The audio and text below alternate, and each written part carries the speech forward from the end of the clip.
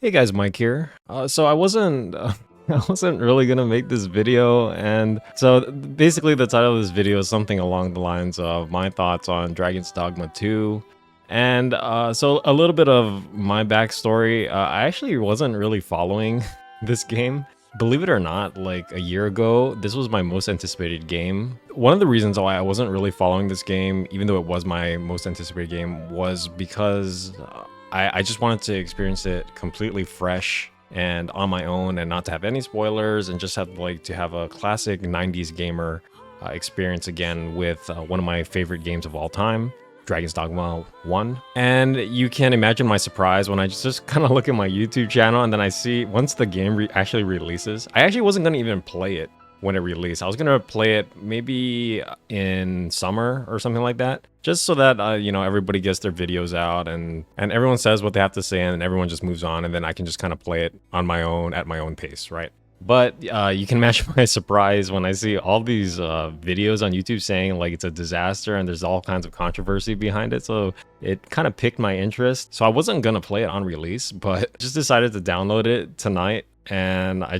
played it for like about 3 hours. I played it on PS5. So the first 3 hours of the opening sequence on PS5, I just got to the first major city. And here are my thoughts. These are the thoughts of someone who wasn't really invested in Dragon's Dogma 2. And my ultimate thoughts from just the game is it's the same as Dragon's Dogma 1. And I actually made this prediction like 2 years ago, I would say. I'm not sure if that video is still on my YouTube channel, but I made a prediction saying that Dragon's Dogma 2, it's basically just going to be Dragon's Dogma 1, but better graphics, more realized, probably more content, more monsters. In a nutshell, you could think of it as Dragon's Dogma 1.5. And the reason I made that prediction was because there was a lot of gameplay elements in Dragon's Dogma 1 that were very good on paper. It just wasn't fully realized. So I didn't feel like if they made a Dragon's Dogma 2, there would be no way for them to like make a real true Dragon's Dogma 2. At best, like with the amount of gameplay systems and just the amount of genius behind the game, you could, on the next release, it could only really be a Dragon's Dogma 1.5. I feel I was right. I played the first 3 hours and it feels exactly the same as Dragon's Dogma 1. The, moving around is very slow. It's, trying to get from point A to point B. It's about the adventure along the way. It's not about trying to get to the city as fast as possible. It's about having these events that happen along the way that create your own unique story to your crew, your pawns, your squad. And it's going to be different from someone else. And Dragon's Dogma 2 is not about the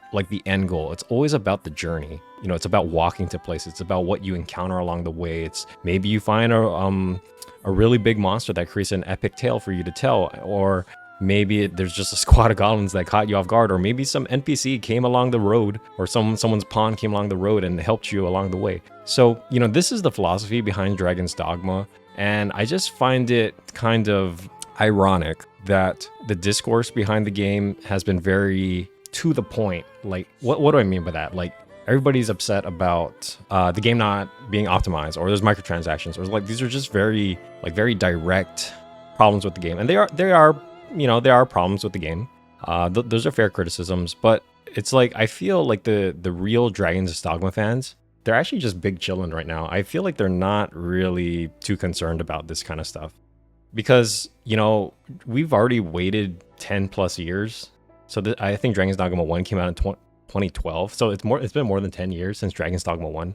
And the Dragon's Dogma, the real fans are just, they don't really care. Like, if they gotta take another 2 years to fix it, we don't really care. We've been waiting for so long anyway. So I feel like the real Dragon's Dogma fans are big chillin'. It's no big deal to them. And maybe it's a little bit disappointing that on release is not optimized, because like when I did play it on PS5, I think it only ran at 30 FPS, and I noticed that pretty much immediately. The frame rate issue aside, I wouldn't even say that's an issue. It's more of their decision to make it 30 frames per second, because the game looks gorgeous. It's just the lack of frames is kind of not so good because, obviously I like my 60 frames per second. But as far as like the actual content of the game, like the very tiny nuances of the game, the gathering, the trekking along the way, using terrain to scout out where you're trying to go, You know, the lack of fast travel. And now I'm not sure if there's a fast travel unlocked later on in the game, but I'm pretty sure there's no fast travel in the early game.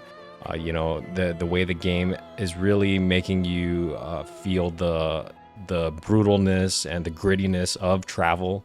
You know, having to make sure you eat, having to make sure you camp out, making sure you don't travel at night unless you want to get terrorized by wolves or other nighttime horrors, taking care of your team, your squad, making sure they're fully equipped, they're fed, they're you know, ready for battle, making sure yourself is ready for battle, making sure your composition, just all of these tiny things that really encompass the spirit of a classic RPG, combined with the action elements to it and the spectacle that Dragon's Dogma is able to create because it is a video game. I feel it's actually fun. The game is actually fun. And it really does fulfill my prediction that the game is basically a Dragon's Dogma 1.5. So in a nutshell, I'm probably a little disappointed, but I had low expectations. Like I said, I wasn't going to play it immediately anyways. And, you know, by the time I probably would have actually played it, which was probably in the summer of this year, so in a few months, maybe they would have fixed the frame rate issues. I don't know. I just find it's a little weird that everybody's raging about this game, but I feel like the Dragon's Dogma fans don't really care. Or at least I don't really care.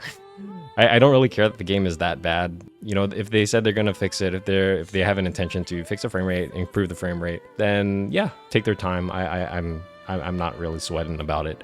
But yeah, I was just like, everybody started screaming and yelling about this game. I was like, what the hell's going on over there? So I just figured I'd check it out. And these are just my 2 cents. And I do think Itsuno's vision for Dragon's Dogma 2 will be realized in the future. And I think it will be a game that will stand the test of time. And, you know, I think we just have to wait a little bit longer. But that's pretty much my thoughts on Dragon's Dogma 2. Thanks for watching.